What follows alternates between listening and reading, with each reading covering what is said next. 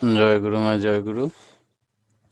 आज शुक्रवार कुछ दादा भाई माँ लोगों ने अनुरोध किया है कि हिंदी से प्रवचन देने के लिए याद दिला दिए मेरे को, इसलिए बहुत बहुत आभार। परम प्रेममय परम दयाल श्री श्री ठाकुर जी का इतना देर तक जो लोग नाम ध्यान में मस्त थे, व्यस्त थे, रत थे, उन लोगों का एकमात्र उद्देश्य है जीवन में ईश्वर प्राप्ति करने का, और वही सफल हो जाए इसी जन्म में, यही प्रार्थना करते हैं परम प्रेममय श्री श्री ठाकुर जी के श्री चरणों में। एक वृंदावन से एक साधु अब आए थे, और ठाकुर जी के पास बैठे और पूछने लगे, ठाकुर जी, सिद्धि अगर किसी को मिल जाता है तो उसका चेहरा कैसा होगा? श्री श्री ठाकुर जी बोले, ये जो जिस करनी भोग है ताता, नरक जाए तो क्यों पछताता, कबीरदास। तो जो जैसे मांगते हैं भगवान उसको उतना ही देते हैं, जिसका जैसा चाहत रहता है उसका उतना ही प्राप्ति मिलता है। जैसा जिसका भक्ति रहता है उस अनुपात के अनुसार उनको प्राप्ति मिलता है। इष्ट निष्ठ चलन अनुपातिक इस सिद्धि या प्राप्ति जोग मिलता है। जैसे एक भगवान श्री कृष्ण सर्वत्र विराजमान है, कोई उनको परम ब्रह्म के रूप में सर्वत्र विराजमान के रूप में आराधना करते हैं तो हर हमेशा के लिए उनके अंदर में बसते हैं। कोई मुरलीधर के रूप में तो सिर्फ मुरली ही सुनाई देती है उनको, और फिर कोई नोनी चोरा के रूप में ध्यान करते हैं तो नोनिये चोरी करके भागता है, और कोई बाल कृष्ण को गोपाल के रूप में पूजा करते हैं तो गोपाल के रूप में दूध पीते हैं, पानी पीते हैं, सब कुछ उसको खिलाते हैं, पिलाते हैं, सुलाते हैं, सब कुछ, तो उसमें तैसे ही सारा मिलता है। भगवान को प्राप्त करने के लिए हमरा अंदर में चाहत कैसा है, ये पहले ठीक करना होगा। श्री श्री ठाकुर जी स्पष्ट बोल दिए, पुण्य पुथी ग्रंथ जिसको होली बुक कहलाता है, इस धरती पे ऐसा कोई अवतार महापुरुष आज तक आए नहीं जिन्होंने 72 दिन का महाभाव समाधि अवस्था में ये सारी सृष्टि का जो वर्णन करते गए बहुत सारी भाषाओं में, उनमें से सिर्फ बांग्ला और हिंदी लिख सका थोड़ा सा, बाकी सब, और इंग्लिश भी कुछ, और बाकी सब छूट गया। यही जो है 72 दिन का असमाप्त होली बुक, ठाकुर जी ने कहा है कि होली बुक और हम अभिन्न है। मतलब कोई प्रणाम करके कुछ भी पूछताछ करे तो वो पुस्तक से तो उसका जवाब जरूर मिलेगा। हमारा जीवन में ऐसा बहुत सारी घटना घटी जिसके चलते हम एक उदाहरण है कि होली बुक और ठाकुर स्वयं अपने हैं। अविश्वासी आदमी का हाथ में एक किताब नहीं देने का माना है। तो होली बुक में ठाकुर जी कह रहे हैं कि जे जा भावे आमी ताई। कोई माताल अगर मान ले कि भगवान मेरे को एगो माताल जूड़ीदार दे देना, हमरे साथ साथ वो भी मौत पिएगा और बोतल बगल में लेके हमरे साथ साथ रहेगा, तुम हमको ऐसा ही एगो साथी जुटा देना, एगो पियक्कर वाला हमको चाहिए। ठाकुर जी उसी का बगल में बोतल लेके घूमते रहता है माताल भाई का साथ में। कोई अगर भगवान को बुलाते हैं कि हमरा एकमात्र छागल है, इस छागल को हम पता खिलाएंगे, तुम भगवान इस छागल के रूप में आके हमरा हाथ से पाता खा लेना, तब भगवान उसका भक्ति के कारण प्रवचन दिया हुआ है कि भाव के अनुसार उन्होंने फॉलो करते हैं, तो छागल के भेष आके और पता भी खा लेते हैं।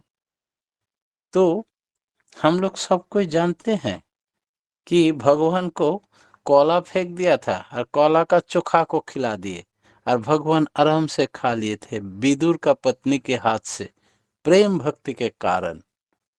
ये तो हम लोग सब कोई जानते हैं। तो महाभारत का ये कहानी हम लोग सब जानते हैं। तो भगवान को जो जिस रूप में मांगते हैं, चाहत जैसे रहता है दिल का विश्वास के साथ, भगवान उसी रूप में उसके सामने प्रकट होते हैं और उसको पकड़ देते हैं। भगवान मेरा कितना सरल है और कितना स्वाभाविक है। इसीलिए बहुत आदमी बहुत बार दीक्षा लेते हैं और बहु रूप में भगवान को एक अपना ठाकुर घर में जितने अवतार आया है सारी अवतार को रखते हैं, मानते हैं, पूजा करते, पूजा पाठ करते हैं। सबका जो है राम जन्म में भी उपास रहते हैं, भगवान श्री कृष्ण का भी जन्मदिन में उपास रहता है। और पूरा उपवास ही नहीं बल्कि सारी तिथियां, सारी उत्सव सब कुछ पालते हैं, सबको भक्ति श्रद्धा करते हैं। तो बहुनिष्ठिकता का हृदय में प्रेम भक्ति का स्थान नहीं है। इसीलिए जुगो गुरु या पुरुषोत्तम के प्रति ही हम लोग को प्रेम भाव रहना चाहिए। तब एक में अनुरक्ति का नाम ही भक्ति। सबको भक्ति करते हैं मतलब हमारा भक्ति किसी के प्रति अटूट नहीं है। इसीलिए हम लोग सिर्फ एक में दिन रात हर पल हर समय उन्हीं के ये देन है, ये शरीर हर सांस प्रश्वास में नाम करते रहना, रोटते रहना। उनके मूर्ति एक तिल मतलब एक सेकेंड का 100 भाग का एक भाग को कहलाता है एक तिल।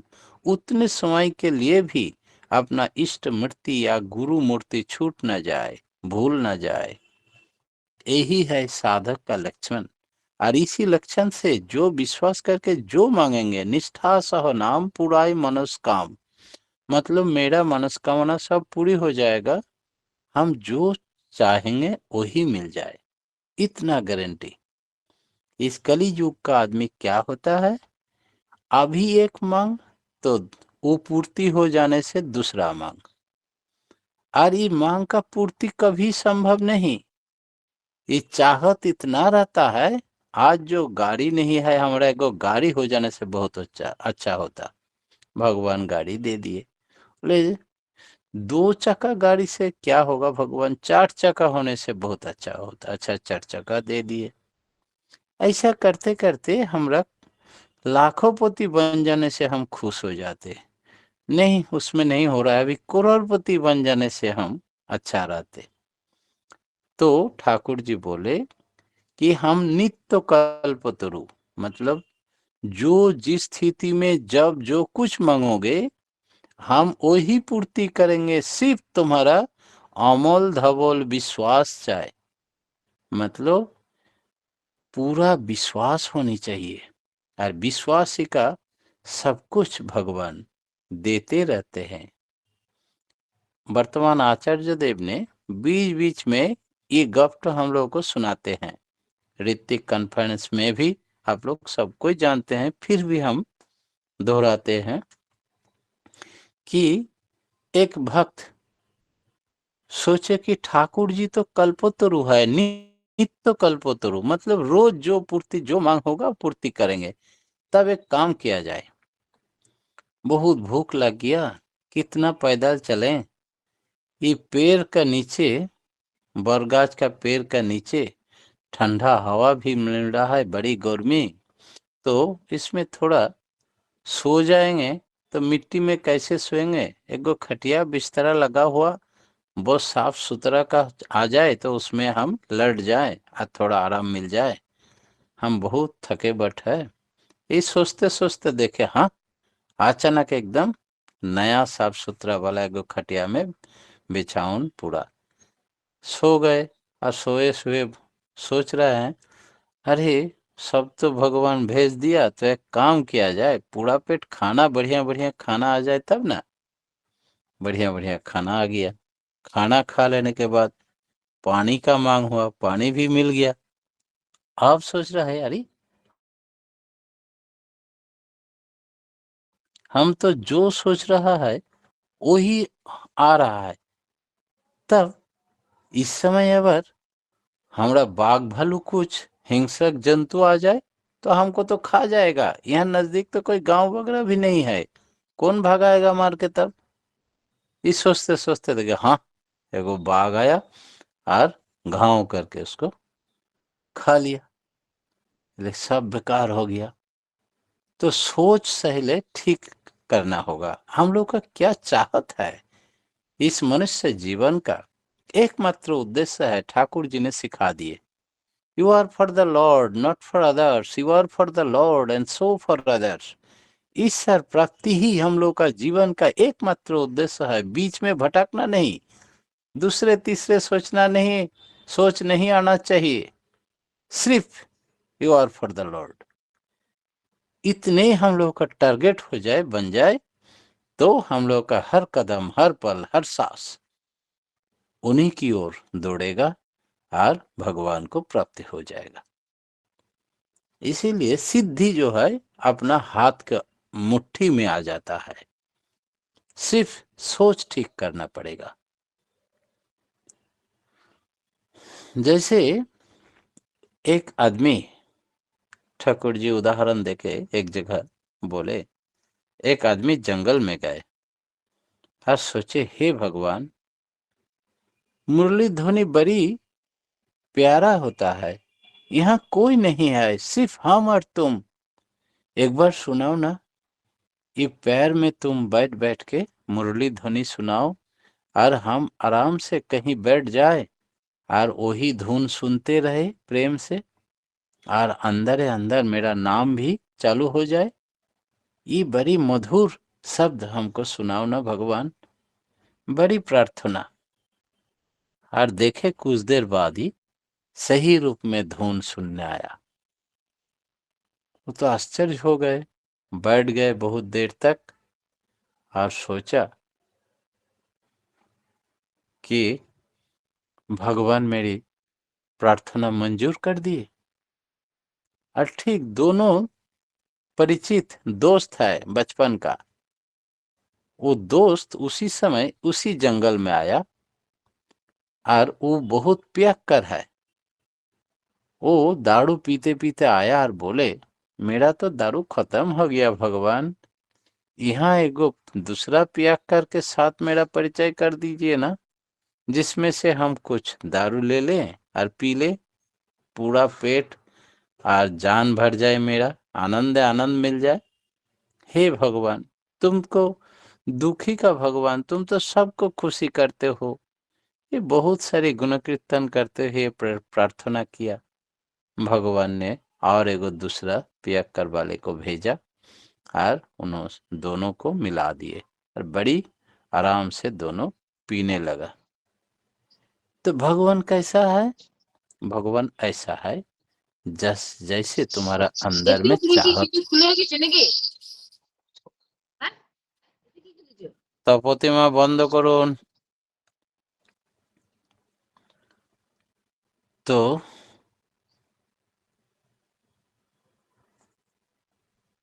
सिद्धि के बारे में ठाकुर जी ने इतना सारी बात कही।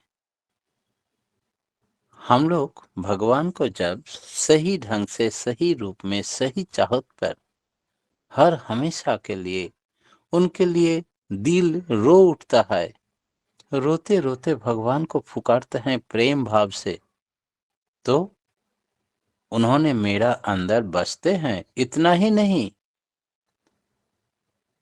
अंदर से उनका सुगंधी मिलता है, सेंट मिलता है।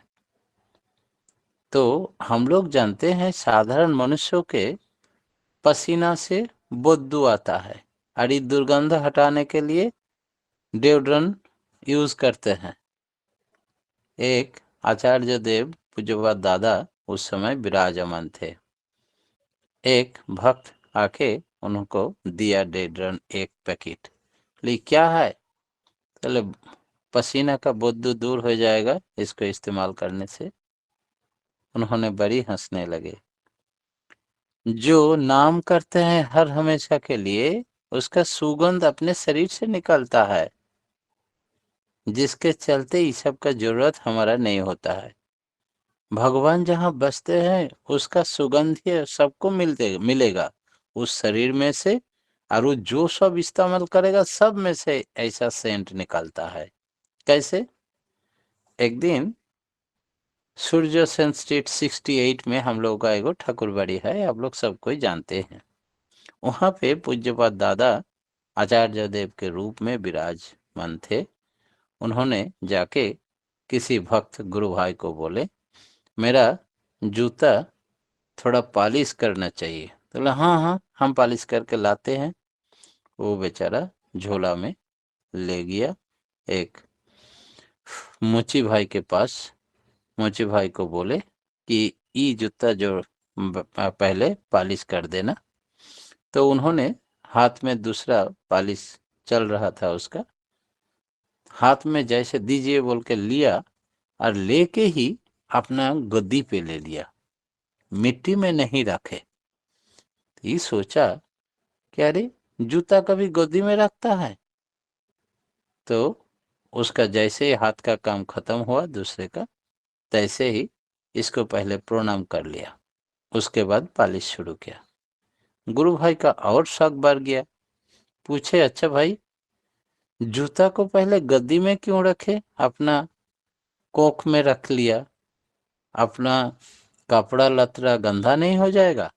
उसके अलावे प्रणाम किया, इसका मतलब? तो ले ये किसका जूता है? तो ले मेरा गुरु भाई आचार्य देव का। बोले आप लोग जानते हैं? हम उनको जानते नहीं, लेकिन इस जूता से जो इतना सेंट आता है ना, इसमें से हमको पता चला कि ये कोई महापुरुष का जूता है, जिनके कारण हम इसको प्रणाम किया, अपना गोदी पे रखा, अपना लगता है कि सारा शरीर में इसको माख ले। ई नसीब हमारा अच्छा है कि भगवान का जूता पॉलिश करने का मौका मिला इस जन्म में।